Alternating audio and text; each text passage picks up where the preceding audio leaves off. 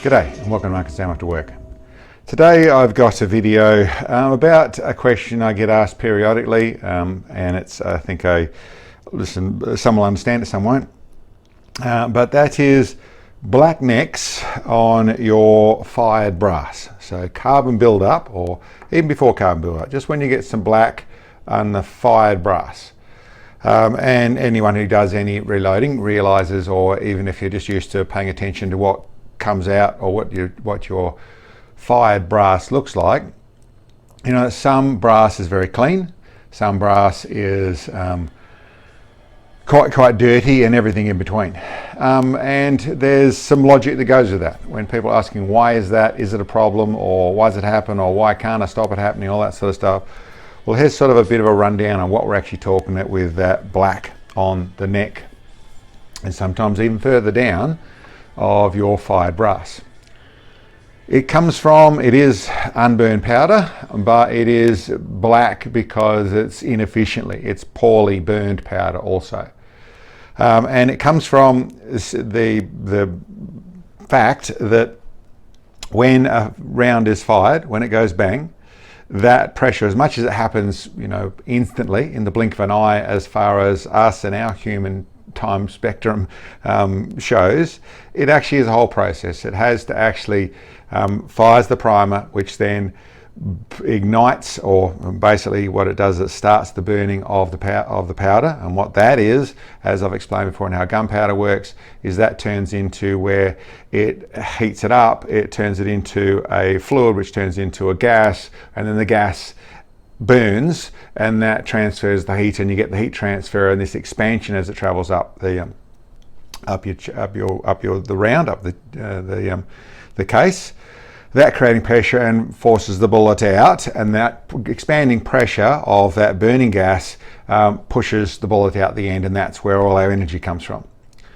But that process is as broken down as I said, and it actually it has to heat and expand and start to burn and all that sort of stuff. And it burns better under more pressure. The more pressure it develops, the more it burns.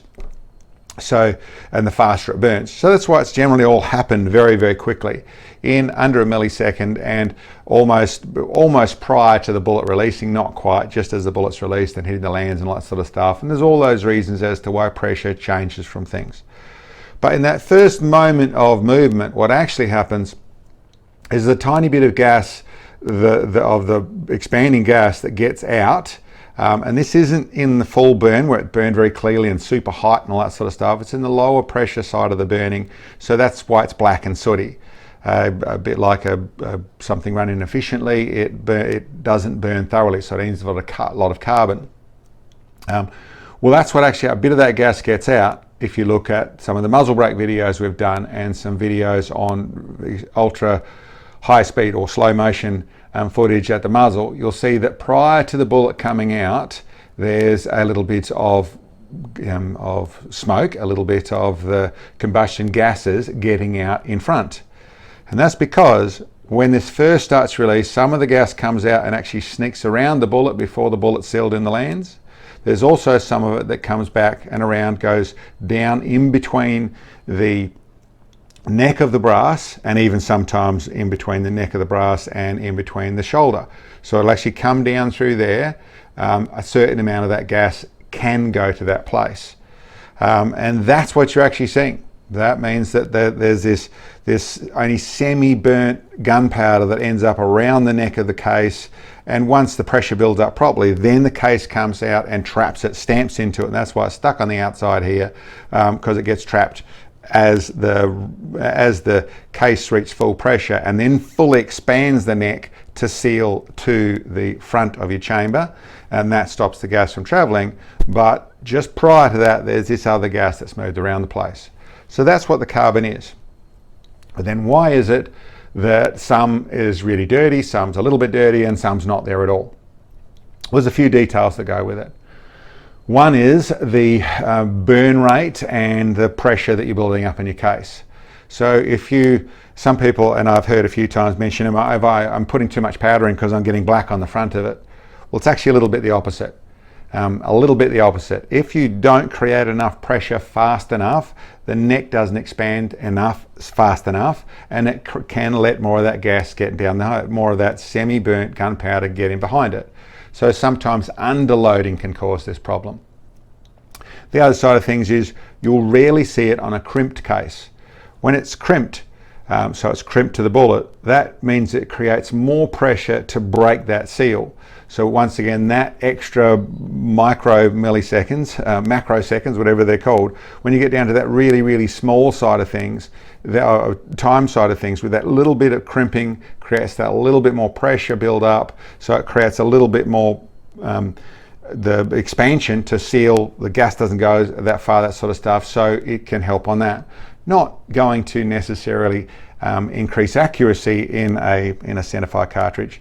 There is some things about stabilizing pressures and that sort of stuff, being more consistent if other things aren't so consistent, so it can help a little bit there for that sort of stuff, but not something we use in the target side of things, or going to the extreme precision. Then we do it in other ways, but the crimping can actually stop that as well. So rarely, you won't commonly see the black build-up on a crimped round, which is quite commonly a hunting round or a factory round. Another thing can cause it is if your necks are going hard. So you might be working fine otherwise, but it didn't do it on the first few firings, then it starts to do in later firings. If you're not annealing your brass between shots, then your neck and the shoulder are all starting to get harder and harder in the brass. And that same thing, it's only a tiny change, but it can mean that although everything's working the same otherwise, you're not getting quite the same expansion from your neck, so it's not sealing as much, so more of the powder is going there. So the other details, and I suppose things that I rarely see it, I had to dig around to find something that was like it. I see a little bit of carbon. I am using a slow burning powder, so that generally with a heavy round, which I'm doing for the ELR, then I am asking for a bit more. It's a slow burning powder, so that's more inclined to do it, but I'm generally going to a compressed charge. So the compressed charge means I'm creating more pressure, so I'm up there on the pressure side of things. So it's still, I suppose the other bits and pieces that cause it. You'll find that some military, especially older military cartridge or chamberings, were set up with more room around the neck. So they'll have, I've seen some that have up to 40 thou of expansion around the neck. They'll get a bit of carbon around them, that sort of stuff, but they've got all this expansion around here. And I've heard it referred to as it's wear because it's old and it's worn and that sort of stuff. Listen, not really. The two reasons you'll generally find it is, one, there was a little bit of extra clearance in a military sort of chambering, especially in the turn of the century sort of thing. Well, last century, in the early 1900s, probably in World War II as well, but was that to be able to make that round chamber regardless, it had been dropped in the mud or whatever it was done, there was more room to be able to get it in, or dealing with freezing environments and that sort of stuff, so there's more room to deal with that sort of stuff, and it's going to go bang anyway. Less after extreme accuracy, more after making sure it's functionality and working properly.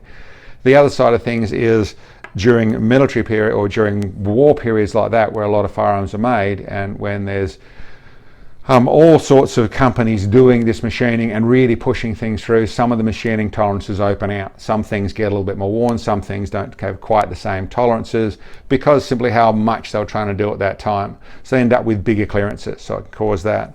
But as you can imagine, if you have a larger neck clearance, that brass has more to move to seal, so there's more carbon can get back down the back of it. Ultimately, I suppose I'd say how much of a problem is it? I don't have them that are terrible. When I do have them, it's not a big deal I've ever found. Really, if you are simply and without even cleaning your blast, sorry, it doesn't need to matter too much. As long as you knock the majority of the carbon off, as long as when you clean your chamber, if you've got a fair bit of black on these ones here, as long as you use a good mop and make sure you keep the neck part of your chamber clean so there's not too much build-up, then it's not something of great concern. I have seen some situations when trying to do tests with different primers and different bits and pieces in some of the bigger stuff, where I've seen the brass didn't expand at all, didn't seal at all, things didn't burn properly at all, and the whole case comes out completely black, okay, that's an issue. If you had lots of black over the front of it, you really should be doing something, you know, and that may be going into those bits and pieces. What is your chamber doing? You'll be able to tell by resizing how much your neck is expanding.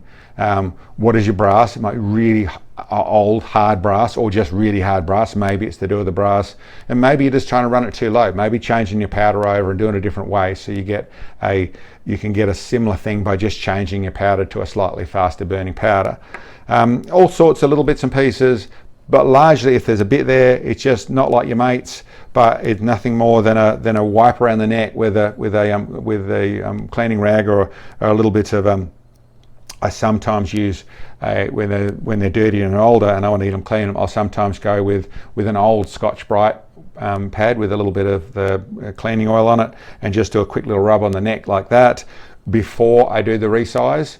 So then a quick little rub, take that carbon off, and then wipe them down, then lube them, and then put them into the resize side of things, and that largely keeps them there. They don't go too badly at all.